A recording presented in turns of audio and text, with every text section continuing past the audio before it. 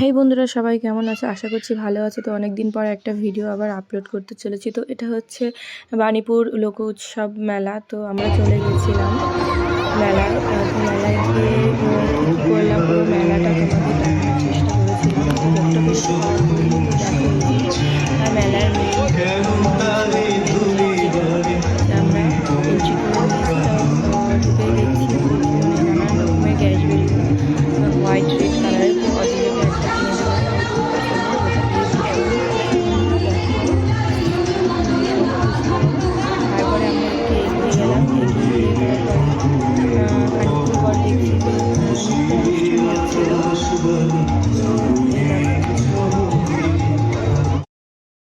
তো তারপরে খানিকটা এগিয়ে গিয়ে তো শাড়ির স্টল ছিল। এই দেখো শাড়ির স্টলগুলো ভীষণ সুন্দর সুন্দর শাড়িগুলো ছিল, একটু রেঞ্জি কিন্তু তাও ভালো ভালো কোয়ালিটির ছিল, আমি দেখছিলাম।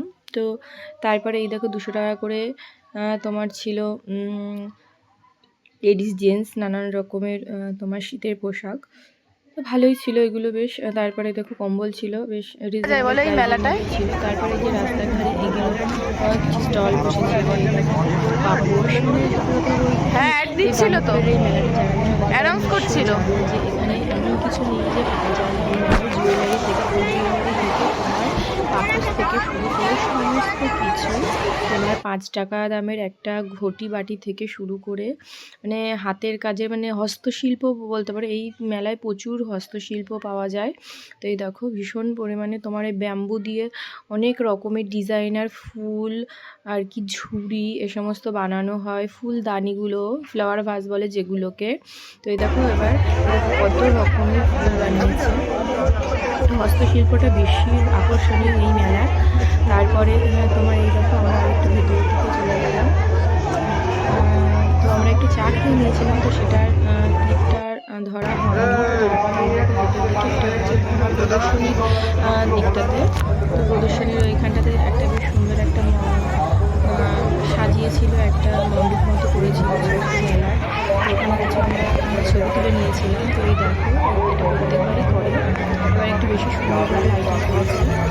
তো এবার মেলার স্পেসটা অনেকটা বেশি অন্যান্য বারের থেকে, বেশ সুন্দর অ্যারেঞ্জমেন্টটা হয়েছে মেলার, খুবই সুন্দর। তারপরে দেখো আমরা একটু পিঠে খেয়ে নিচ্ছিলাম। খাচ্ছা দেখাও বন্ধুদের। এই যে যেহেতু ভীষণ পছন্দের পাটিসাপটা, ওয়াও খুব খুশি।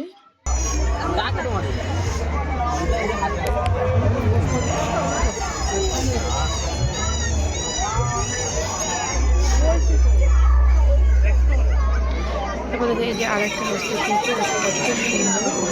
তো আমি গোপালের জন্য একটা সোয়েটার কিনে নিয়েছিলাম, সেটাও যদিও দেখানো হয়নি। তো এই দেখো তারপরে স্বাস্থ্য প্রাঙ্গণে ঢুকে গিয়ে কিছু আবার সেলফি তুলে নিয়েছিলাম। তারপরে আমরা বেরিয়ে ওখান থেকে তারপরে বাঁ দিকটাতে আবার একটু তোমার নৃত্য হচ্ছিল, নৃত্য অনুষ্ঠান, সেগুলো একটু দেখে নিয়েছিলাম। ওই যে হাজব্যান্ড যাচ্ছে পোড়া পাঁপড় খেতে, বাণীপুর মেলায় গেলে আমি খাবো না, খাবেই খাবে, ওর ভীষণ পছন্দের। তো আমি বলছিলাম যে না আমি খাবো না। তারপরে এই দেখো প্রদর্শনীটা সেই আগের মতো না খুব একটা হয় না, নর্মালি তোমার সবজিগুলো নিয়ে আসে, শাকসবজিগুলো। এর মধ্যে সব থেকে যেটা ছিল সেটা অনেকটাই বড় ছিল। এই দেখো নৃত্য শুরু হয়ে গেছে।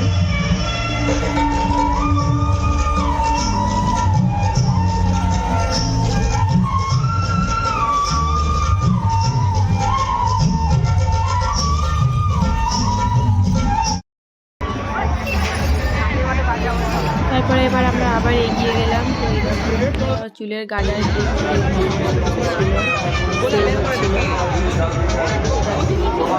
ওই দেখ ভাবি।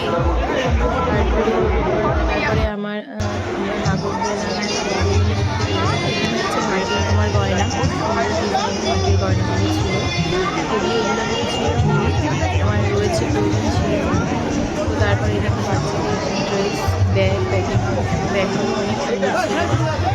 আমার প্রয়োজন ছিল না সেরকম কিছু, সেহেতু আমি কিনিনি, আমাদেরকে দেখানোর জন্য ভিডিওটা করেছি। বাচ্চাদের গাড়ি, অদ্রিজা গাড়িতে চেপেছিল, একটা তোমার হেলিকপ্টারে চেপেছিল। বলছিলাম আমরা একটু ভিডিও করেও আমার বন্ধুদেরকে দেখানো করে নিয়েছিলাম। নাগরদোলনা নানান রকম ছিল, তোমার ব্রেক ডান্স ছিল।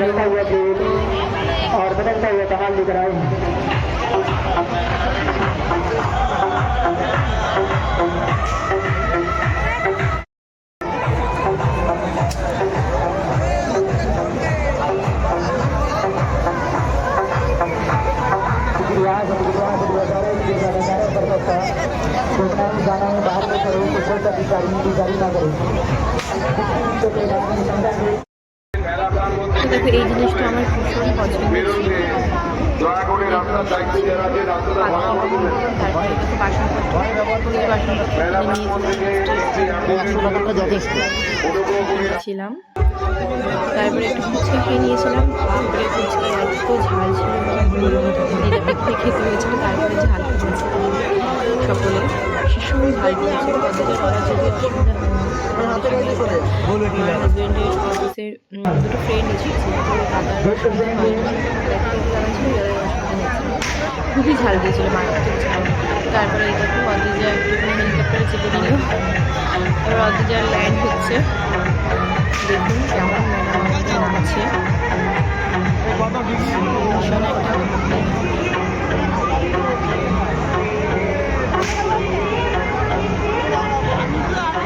অদ্রিজা হেলিকপ্টার থেকে নামছি, ল্যান্ড করলো, তাই তো? বাপরে, কেমন লাগলো বলো, কেমন লেগেছে? মেলায় গিয়ে বেশি কিছু কিনিনি। এই দেখো গোপালের জন্য একটা সোয়েটার নিচ্ছি, একটা তোমার হ্যান্ডেল দেওয়া স্টিলের পাত্র, আর এই যে বেলুন ফোলানো, বাবলস ফোলানো, এই